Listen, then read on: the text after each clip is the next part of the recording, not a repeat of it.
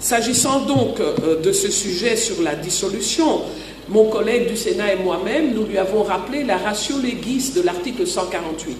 Il ne faut pas jeter des articles de la Constitution en pâture à des incompréhensions ou des malentendus.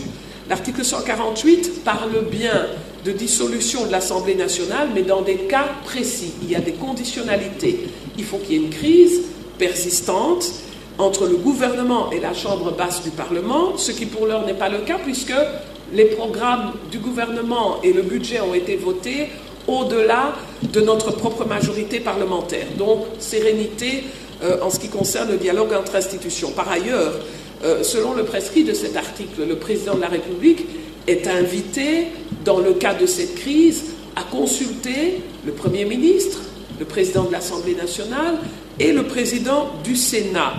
Et avant toute décision, faute de quoi, en fait, on serait dans une violation de texte.